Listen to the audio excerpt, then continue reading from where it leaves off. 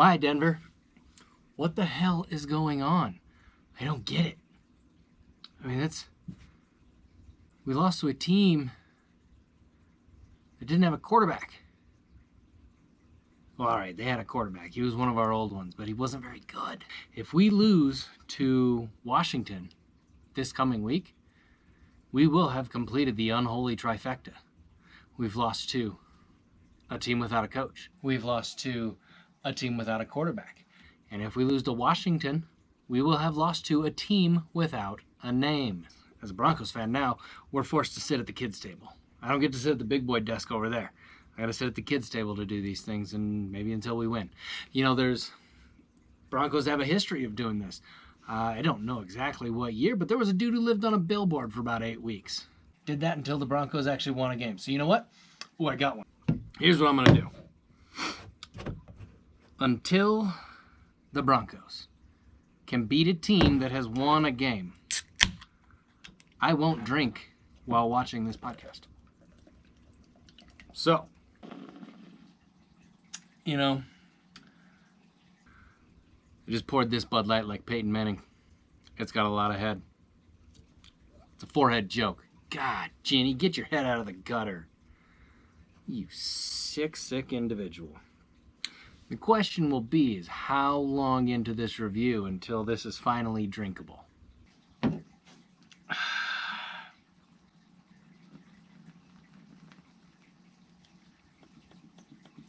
Much like the Broncos play this year, pour of this beer is just unacceptable. Something has to change. Going into the Cleveland game, I was a little nervous. I didn't think we would look that bad, but I thought, we had a chance. If Teddy could get back on track, get in touch with Sutton, maybe our offensive line could hold back Myles Garrett and company. That didn't work. Garrett Bowles seems to be reverting back to years 1 through 3 when he played like garbage. Going back to last week, I mean, Garrett Bowles was probably the lead negotiator on that waste management contract. Cheers to you, Garrett. That didn't take as long as I thought.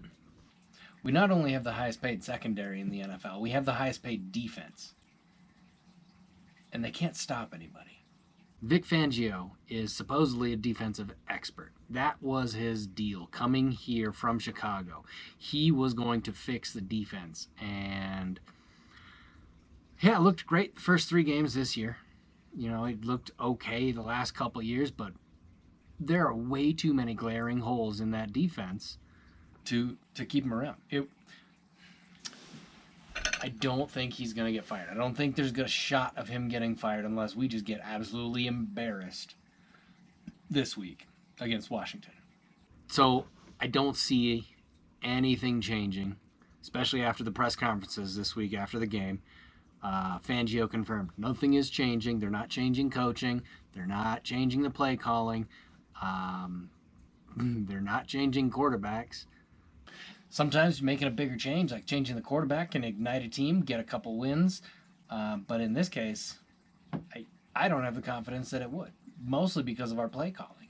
I don't think that it's quite up to par.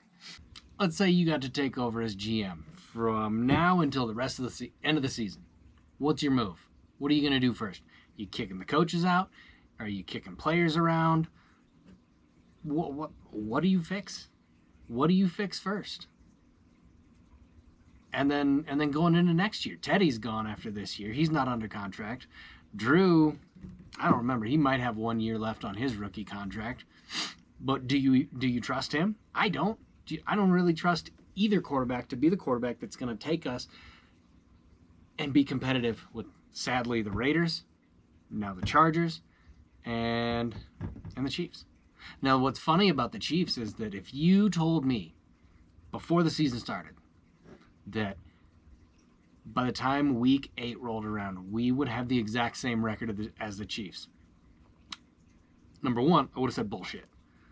Number two, I would have said, who got hurt? Did Mahomes die? Did Kelsey die? Tyreek? Were they all in a party bus accident driven by Patrick's younger brother? That kid's a train wreck. He needs to get off the internet. I can't put my finger on it. Like, their defense is worse than ours, weirdly enough. But their defense has always been bad. Even when they were going to the Super Bowls, their defense was not good. Mahomes and company just feel off. And I honestly, this is something that it's not new. It's been around for quite some time. This is the Super Bowl loser's curse. It's the loser of the Super Bowl. Doesn't matter. It affects almost everybody. The Seahawks and the Patriots were probably the two most recent teams that did not suffer from a Super Bowl hangover. Yeah, the Broncos made it after getting slaughtered by the Seahawks. They made it to the playoffs, but we looked ugly in round one and got bounced by the Colts at home. That was really a bad look for us. But the vast majority of the time, if you lose the Super Bowl, you don't make the playoffs the next year. I don't have a reason for it. You just don't make the playoffs. And with that little rant over, let's take a drink. We'll dive into our scores from Week 7, see where you landed. Hope you like what you did. Oh boy, did we have some games where it just wasn't even close. Whiskey Business doubled up her dad. Ooh, Colorado Wolfhounds, you got put in the kennel. Choker collar, shot collar, you name it, you didn't play. Well, I mean, you played. Played a lot like the Broncos. You got doubled up 143-70. It was not a good look for a former champion. Of course, Whiskey Business is also our inaugural champion, season 1 champ. So I guess, some champ on champ action. Somebody's got to come out ahead, right? Who knew? Speaking of daughters beating up on their dads, Jonathan Grizz. That's right, the high-scoring Jonathan Grizz threw down a little beatdown over Running with Scissors by about 40 points. Jonathan Grizz once again getting close to that 150-point mark, 148.99 to cruise to victory to get her second win of the season. Chain Links continued his domination of this league, moving to 6-1 by taking down Diggs in a Blanket. Again, another blowout. This one, about 45 points. Jamar Chase putting up almost 40 en route to a 168.77 to 123.52 win over two-time defending champ Diggs in a Blanket. Diggs in a Blanket now falling down the leaderboard. Started off hot, dropping down to 4-3 now. Needs to get some work in as this middle of the season rolls in.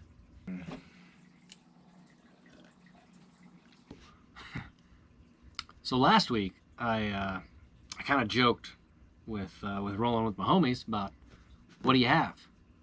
Not another win, but it was a joke. And this week, I don't think she showed up. I mean, if you look at the points total, look, it's right there on my computer that you can't see. Like I can point anywhere. There's a computer over there. There's a computer over there. Rolling with my homies. We're going to have a chat, okay? 54.69 points. Chain Links beats you with 2 players. Who else? Who else could beat you with 2 players? Let's take a quick scroll. Jonathan Grizz takes you down with 2 players. Whiskey Business takes you down with 2 players. Ooh, Diggs in a Blanket comes close to taking you down with 2 players. 33. Mental math. Oh, I'm like a point off of taking you down with 2 players. You got tripled up. Wind Me Up, Let Me Go is on a heater. Threw down 154 points to easily coast on by Rolling with my homies, who appears to have just rolled off a cliff. Wind Me Up, Let Me Go is starting to get on a roll. Now up to 4-3 in the standings, and is pushing it with the points scored. Now remember, people, points scored is our tiebreaker. The more points you score, the better chance you have of knocking somebody else down a slot. Now, great for the playoffs, not so great for your draft position if you're in the middle of the pack. Continuing our theme of the week, blowout wins. Me, yours truly, the commish, owner, manager, general manager, coach, player of the Baltimore Groundskeepers, took down the Fabulous Ramen Noodles by a score of 117.24 to 85.58. No, it wasn't stellar. Actually, it was really, really close until Monday night. I had Alvin Kamara left, and he showed up. He's about the only player who looked like they did a damn thing during that game. Headed out west. We got our closest game of the week. Not exactly a nail-biter. Still conformed to the theme of the week. California Salt Dogs won by almost exactly 30 points. 113.76 to 83.66 over Limoncello Cello. Advancing him into that, what is he, in the second playoff spot, I believe? California Salt Dogs sitting right behind his little brother with a 5-2 record. All he needs to do is catch him by that one game, and he is outscoring Chain Links by roughly 20 points. Granted, that's not much. Over 7 games, it's 3 points a game. You can do the math. I don't want to do it for you. That's why you went to school. Yeah. Public school. Mental math. Do it. Oh, let me give you a quick rundown of our standings. Chain Links in first, 6-1. California Salt Dogs in second at 5-2. Then we have 4 teams knotted up at 4-3. Wind me up, let me go. Whiskey Business, Running with Scissors, Digs in a Blanket. After that, we got people who are struggling a little bit, but maybe making a move. Colorado Wolfhounds, Baltimore Groundskeeper, Limoncello Cello at 3-4. Down but not quite mathematically out, Jonathan Grizz, Fabulous Ramen Noodles, and Rolling with My Homies, all wrapping up the bottom of the barrel at 2-5. Now, before I leave you guys, I want to give you 2. We'll go with 2. Yeah, 2. 2 quick little bits of advice. Number 1, and I think most people know how to use this function. Injured reserve. Everybody has players who've been hurt. But I was just poking around through rosters the other day, and I noticed that there were a couple of you guys who still had somebody who had that nice red IR next to him that wasn't in that injured reserve spot.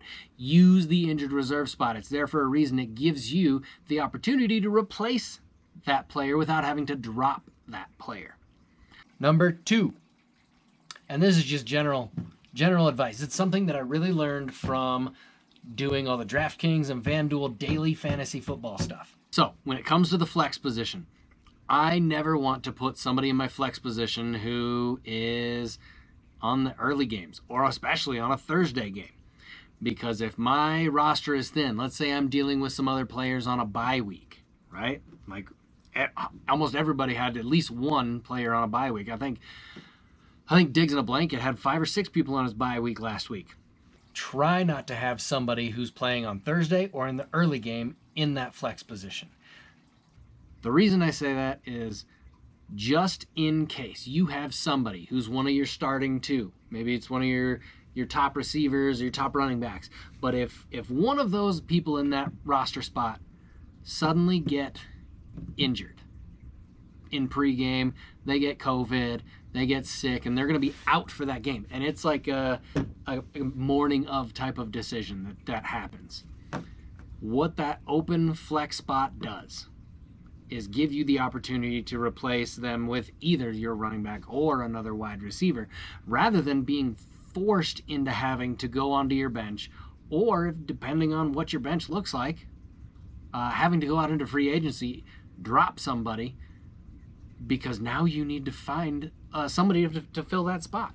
Again, doesn't always apply as much in season-long fantasy as it does on the daily fantasy football stuff, but it has helped, especially when you have as many people who are dinged up in this league, as many people who randomly can now get COVID and go out. Keep it in mind. Use it or don't. I don't care. Just like everything else. It's up to you. I don't run your team.